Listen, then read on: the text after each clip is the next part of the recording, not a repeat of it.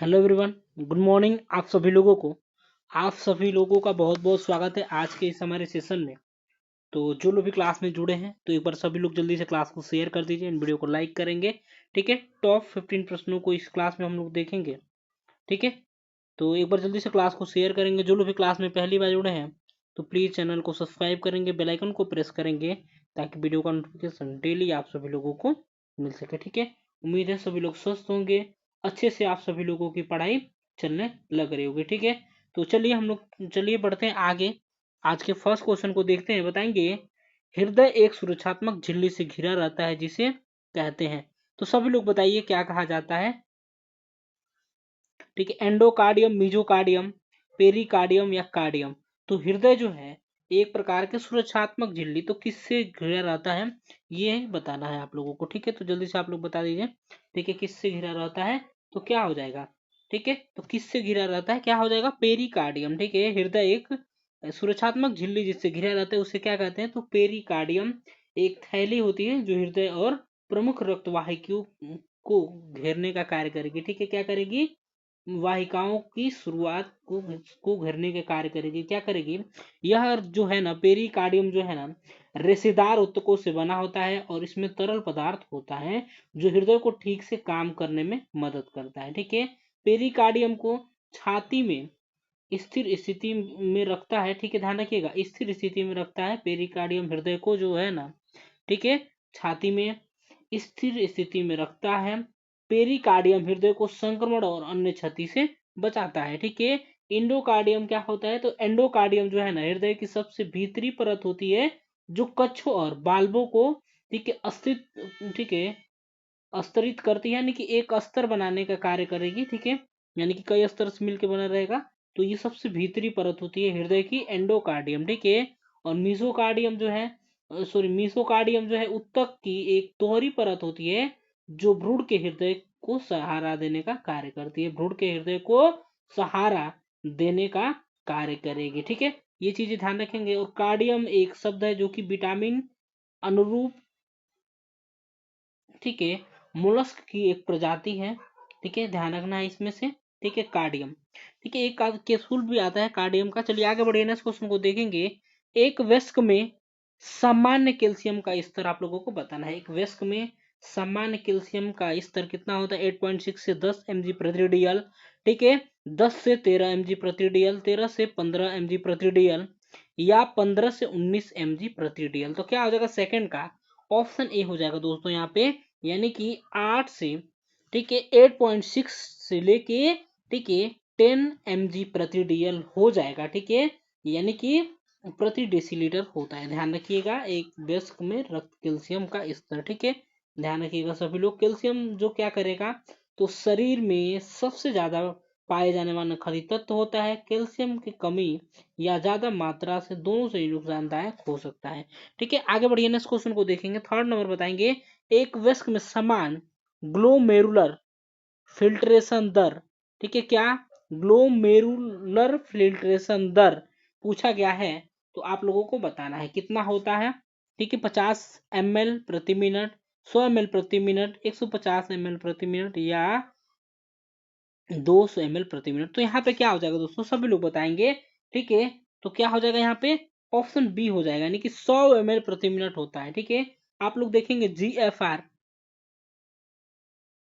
ठीक है, जीएफआर यानी कि ग्लोमेरुलर फिल्ट्रेशन दर। ठीक है, क्या होता है ग्लोमेरुलर फिल्ट्रेशन दर जीएफआर। ठीक है, कितना होता है सामान्यतः कितना होता है तो ये होता है दोस्तों कितना तो 90 से 120। ठीक है, 90 से 120 होता है। यहाँ पे ऑप्शन में 90 से 120 नहीं दिया है। ठीक है, 90 से 120 होता है। देखिए, इसका मतलब है कि हर मिनट में गुर्दे के ग्लोमेरुलस कि कितना खून गुजरता है उसका ये बताता है, यानी कि 90 से 120 ml प्रति मिनट खून जो है ना गुर्दे से गुजरने का कार्य करेगा। ठीक है, इसके लिए टेस्ट भी किया जाता है। और जीएफआर कम होने का मतलब है कि किडनी ठीक से काम नहीं कर रही है। ठीक है, यदि जीएफआर कम होगा तो किडनी ठीक से काम नहीं कर रही है, ये दर्शाता है। चलिए बताएंगे, वयस्क में सेरेब्रोस्पाइनल द्रव्य यानी कि सीएसएफ का सामान्य आयतन होता है।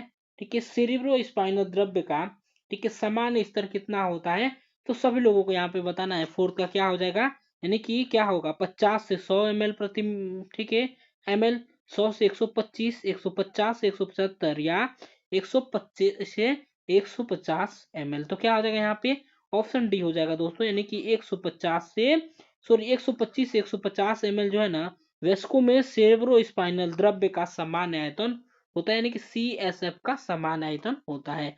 आगे बढ़िए, फिफ्थ नंबर बताएंगे, निम्नलिखित में से कौन सी कोशिकाओं में CD3 सतही एंटीजन पाया जाता है।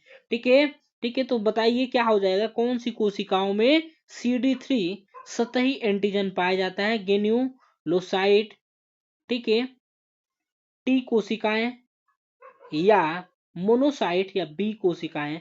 तो यहाँ पे बताइए सभी लोग जल्दी से क्या हो जाएगा, तो क्या हो जाएगा यहाँ पे राइट आंसर दोस्तों, ठीक है, किस में 3D सतही एंटीजन किस में पाया जाता है, तो बी कोशिकाओं में पाया जाता, बी कोशिकाएं में पाया जाता है। ठीक है, ध्यान रखिएगा, ठीक है, किसमें पाया जाता है, तो ये श्वेत रक्त कणिकाओं का एक प्रकार है। बी कोशिकाएं जो है ना, श्वेत रक्त कणिकाएं, यानी कि व्हाइट ब्लड सेल, ठीक है, WBC यानी कि व्हाइट ब्लड सेल का एक प्रकार है।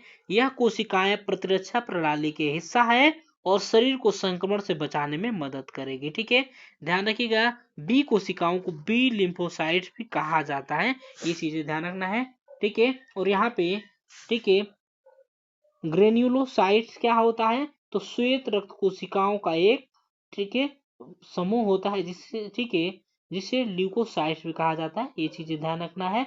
ठीक है, ये क्या करेगा, तो ये कोशिकाएं संक्रमण, एलर्जी और सूजन से लड़ने में मदद करता है। ठीक है, देखिए टी कोशिकाएं क्या है, तो अनुकूली प्रतिरक्षा प्रणाली के रूप में जाने जाने वाली एक प्रमुख लड़ाका है, यानी कि प्रतिरक्षा प्रणाली देने का कार्य करेगी। देखिए मोनोसाइट्स क्या है, तो श्वेत रक्त कोशिकाओं का एक प्रकार है। ये क्या करेगी, तो ये रक्त में सॉरी सबसे बड़े ल्यूकोसाइट्स होते हैं, ध्यान रखना है। ठीक है, और ये क्या करती हैं, तो शरीर में प्रतिरक्षा प्रणाली को मजबूत करती है और बाहरी बैक्टीरिया, वायरस, फंगस से लड़ने में मदद करता है मोनोसाइट्स।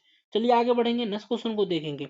अगला प्रश्न बताइए क्या हो जाएगा, ठीक है, वसा से ग्लूकोज का संश्लेषण, वसा से ग्लूकोज का संश्लेषण क्या कहलाता है, तो सभी लोग जल्दी से बताएंगे। ठीक है, सभी लोग जल्दी से बताइए क्या कहलाता है, वसा से ग्लूकोज का संक्रमण, तो ये क्या हो जाएगा यहाँ पे, ऑप्शन डी हो जाएगा। ठीक है, यानी कि ग्लूकोनियोजेनेसिस कहलाता है। ठीक है, ग्लूकोनियोजेनेसिस कहलाता है, एक प्रकार का क्या है, तो ये चयापचय प्रक्रिया है जो गैर कार्बोहाइड्रेट स्रोतों से ग्लूकोज का उत्पादन करेगी। जो गैर कार्बोहाइड्रेट होते हैं ना, उनसे ग्लूकोज का, ठीक है, उत्पादन करती है। ध्यान रखिएगा, यह यकृत और गुर्दे तक, ठीक है, गुर्दे में तब होती है जब शरीर में ग्लूकोज की आवश्यकता होती है। ठीक है, आगे बढ़ेंगे। और ग्लाइकोसिस क्या होता है, तो ग्लाइकोसिस क्या होती है, इसे ग्लाइको अपघटन कहते हैं। कोशिकीय श्वसन की प्रथम अवस्था होती है जो कोशिका द्रव्य में होती है। ठीक है, ग्लाइकोसिस क्या होती है, तो कोशिकीय श्वसन की प्रथम अवस्था होती है जो कोशिका द्रव्य में होती है। आगे बढ़िए, तो क्रेब्स साइकिल क्या है, जिसे क्रेब्स चक्र कहा जाता है। ठीक है, तो ये क्या है, श्वसन की दूसरी अवस्था होती है। क्रेब्स चक्र क्या है, तो श्वसन की दूसरी अवस्था होती है। यह कोशिकाएं माइट्रोकांडिया में होती है। ठीक है, ये कहाँ पे होती है, तो माइट्रोकांडिया में होती है। और यहाँ पे देखिए अगला क्या है, ठीक है, इसको समझेंगे।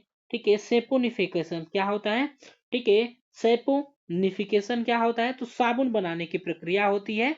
क्या होती है ये, तो साबुन बनाने की प्रक्रिया होती है। इस प्रक्रिया में वसा या तेल को क्षार के साथ मिलाकर साबुन और ग्लिसरॉल बनाया जाता है, ये चीजें ध्यान रखना है। आगे बढ़ेंगे हम लोग, नेक्स्ट क्वेश्चन को देखेंगे। 7 नंबर देखिए क्या हो जाएगा, किसके अतिरिक्त सभी,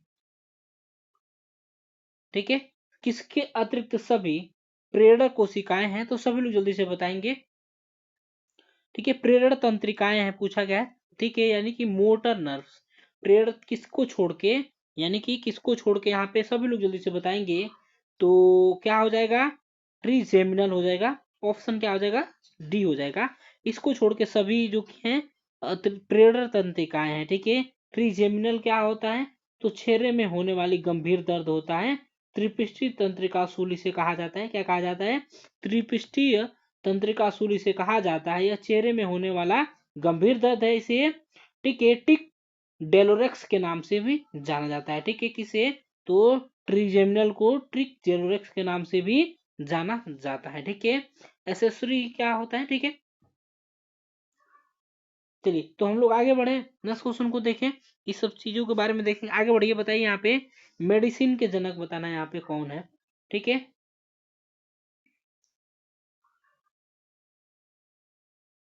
ठीक है, सभी लोग बताएंगे मेडिसिन के जनक, फादर ऑफ मेडिसिन किसे कहा जाता है, सभी लोगों को बताना है। फादर ऑफ मेडिसिन किसे कहा जाता है? आसान क्वेश्चन है, सभी लोगों को बताना है। ठीक है, फादर ऑफ मेडिसिन आसान क्वेश्चन है, तो यहाँ पे क्या हो जाएगा? ठीक है, हिपोक्रेटस को, यानी कि ऑप्शन बी हो जाएगा यहाँ पे। हिपोक्रेटस को चिकित्सा का जनक माना जाता है, फादर ऑफ मेडिसिन इन्हें माना जाता है। ठीक है, देखिए हिपोक्रेटस ने चिकित्सा को वैज्ञानिक आधार पर स्थापित किया था। उन्होंने चिकित्सा पद्धति के नैतिक मानकों को बढ़ाया और कई बीमारियों को सही, ठीक है, सही विवरण दिया था इन्होंने, हिपोक्रेटस ने। ठीक है, चलिए तो आगे बढ़िए, हिपोक्रेटस हो जाएगा यहाँ पे। मेडिसिन के जनक किसे कहा जाता है? हिपोक्रेटस। अगला प्रश्न देखिए, बताइए सर्जरी का जनक, आसान क्वेश्चन है ये भी, ठीक है, आपने पढ़ा भी होगा। तो सर्जरी का जनक आपसे पूछा गया है, फादर ऑफ सर्जरी, सभी लोग बताएंगे धन्वंतरी को, सुश्रुत को, सुकरात को या चरक को। तो यहाँ पे सभी लोग बताएंगे जल्दी से, किसे माना जाता है शल्य चिकित्सा का, यानी कि सर्जरी का जनक, यानी कि शल्य चिकित्सा का जनक किसे कहा जाता है? तो यहाँ पे क्या हो जाएगा, सॉरी, तो सुश्रुत को माना जाता है। क्या हो जाएगा? ऑप्शन यहाँ पे बी हो जाएगा, नाइन्थ का। तो सभी लोग, जो लोग भी क्लास को अभी तक शेयर नहीं किए ना दोस्तों, एक बार क्लास को प्लीज सभी लोग जल्दी से क्लास को शेयर करिए। सभी लोग एक बार जल्दी से क्लास को दोस्तों में शेयर करेंगे फटाफट से, बिना देरी किए हुए एक बार कर दीजिए, आप सभी लोगों से मेरा रिक्वेस्ट है। तो ऑप्शन बी हो जाएगा, सुश्रुत हो जाएगा। सुश्रुत को क्या माना जाता है? शल्य चिकित्सा यानी कि सर्जरी का जनक माना जाता है। वे क्या है? आयुर्वेद के महान ग्रंथ सुश्रुत संहिता के प्रणेता हैं। ठीक है, ये धीरे ध्यान रखना है। सुश्रुत को भारत में प्लास्टिक सर्जरी का जनक भी कहा जाता है, प्लास्टिक सर्जरी का जनक भी इन्हें कहा जाता है, सुश्रुत को। आगे बढ़िए, यहाँ पे बताएंगे पल्मोनरी एल्बोलिज्म, ठीक है, का रिस्क फैक्टर नहीं है, तो कौन सा नहीं है इसमें से बताना है। पल्मोनरी एल्बोलिज्म का रिस्क फैक्टर इसमें से कौन सा नहीं है, तो सभी लोग जल्दी से बताएंगे ये क्या है। तो फुसफुसी अंतःशल्यता जिसे कहा जाता है, ठीक है, तो देखिए यह एक ऐसी स्थिति होती है जिसमें फेफड़े की एक या ज्यादा धमनियां, ठीक है, यानी कि आर्टरी में खून के थक्के की वजह से रुकावट आ जाती है, पल्मोनरी एल्बोलिज्म। ठीक है, तो इसका क्या हो जाएगा राइट आंसर, सभी लोग बताएंगे टेंथ का। ठीक है, तो क्या हो जाएगा, सभी लोग बताएंगे टेंथ का क्या हो जाएगा, ऑप्शन डी हो जाएगा, यानी कि एनीमिया हो जाएगा। ध्यान रखिए, एनीमिया यानी कि रक्ताल्पता हो जाएगा।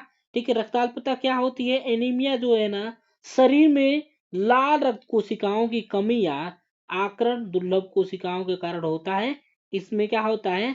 तो शरीर के अंगों को कम ऑक्सीजन पहुंचता है। ठीक है, एनीमिया में क्या होता है, तो देखिए आगे बढ़ेंगे हम लोग, नेक्स्ट क्वेश्चन को देखेंगे। डीप ब्रेन थ्रोम, ठीक है, थ्रोम्बोसिस क्या होता है? तो इसमें बड़ी शिराओं में खून का थक्का बन जाता है, आमतौर पे पैरों में। ठीक है, आमतौर पे जो बड़ी शिराएं होती है ना, उसमें रक्त का थक्का बन जाता है। ये एक गंभीर स्थिति है, क्योंकि खून के थक्के ढीले पड़ सकते हैं और फेफड़ों में जमा हो सकते हैं, ये चीजें ध्यान रखना है। ठीक है, आगे बढ़िए, आगे बढ़े हम लोग।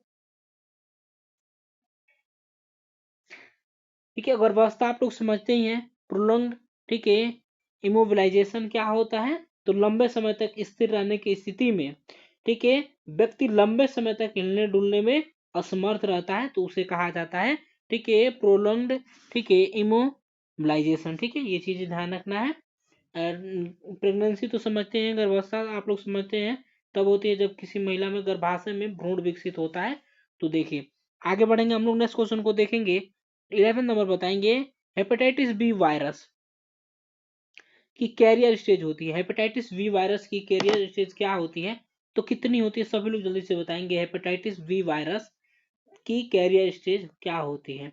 ठीक है, ठीक है, तो यहाँ पे क्या हो जाएगा, ऑप्शन क्या हो जाएगा, सी हो जाएगा। ठीक है, क्या हो जाएगा, यानी कि 9 मंथ हो जाएगा। एक बार सभी लोग जल्दी से क्लास को शेयर करेंगे, वीडियो को लाइक करिए दोस्तों। ठीक है, और कमेंट बॉक्स में अपना आंसर करिए। जो लोग भी क्लास में लास्ट में जुड़े हैं, जितने भी प्रश्न आपके छूटे हुए हैं ना, उसका आंसर आप लोग जरूर करेंगे कमेंट बॉक्स में। ठीक है, वीडियो को पॉज करके आप कमेंट कर सकते हैं, और कोई भी सुझाव हो तो आप कमेंट बॉक्स में मुझे दे सकते हैं, मैं कमेंट सबका देखता हूँ, ठीक है। क्लास से पहले मैं सबका कमेंट देख लेता हूँ, तो कुछ भी आपको पूछना हो तो कमेंट बॉक्स में आप लोग पूछ सकते हैं। देखिए तो क्या हो जाएगा, 9 मंथ होता है हेपेटाइटिस बी वायरस का कैरियर से, ठीक है। यह वाहक चरण को, ठीक है, क्रोनिक हेपेटाइटिस बी वायरस संक्रमण कहा जाता है। क्या कहा जाता है, इसके जो है ना हेपेटाइटिस बी के वाहक चरण को क्या कहेंगे, तो क्रोनिक हेपेटाइटिस बी वायरस संक्रमण कहते हैं। यह एक गतिशील प्रक्रिया है, इसमें कई प्रकार के लक्षण हो सकते हैं, ठीक है।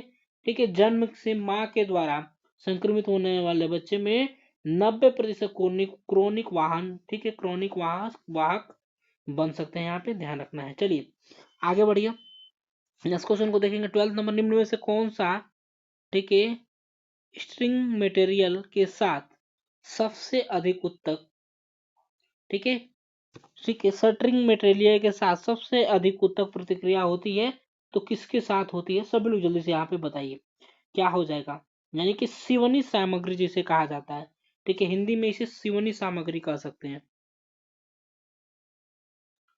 ठीक है, सिवनी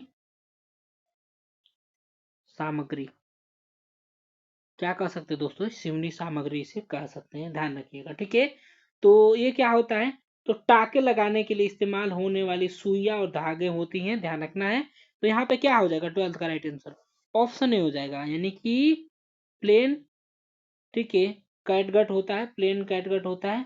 यानी कि इसमें क्या होता है, ध्यान रखिएगा, यानी कि सिवनी सामग्री, यानी कि सीने वाला जो होता है ना मटेरियल, उसकी बात यहाँ पे की जा रही है, तो ध्यान रखिएगा, ठीक है। सिवनी सामग्री प्राकृतिक या सिंथेटिक हो सकती है, ध्यान रखिएगा, ठीक है।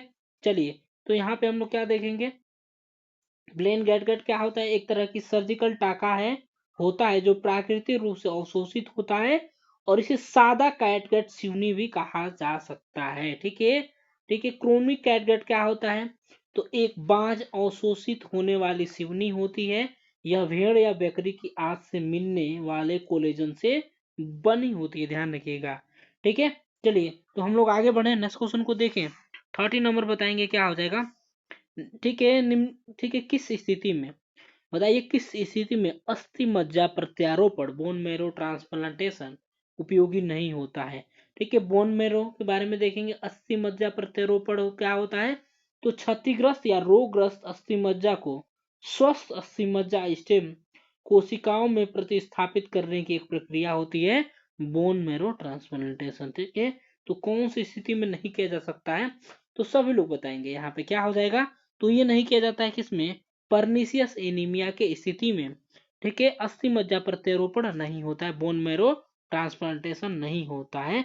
देखिए एक तरह का रक्ताल्पता होता है जो विटामिन B12 की कमी के कारण होता है, परनीसियस एनीमिया विटामिन B12 के कारण होता है, और इसका रासायनिक नाम क्या होता है, साइनो, देखिए साइनोकोल्वामिन होता है विटामिन B12 का, और काफी लोगों ने लिखा भी था आज, ठीक है, काफी लोगों ने लिखा था, मैं देखा था भी था, काफी लोगों ने लिखा है, मैंने पूछा था लास्ट क्लास में आप लोगों से, विटामिन ए से लेके के तक का आप लोग रासायनिक नाम लिखेंगे, तो सभी लोग, काफी लोगों ने लिखा था, और जो लोग नहीं लिखे हैं वो लोग लिखेंगे आगे से, ठीक है।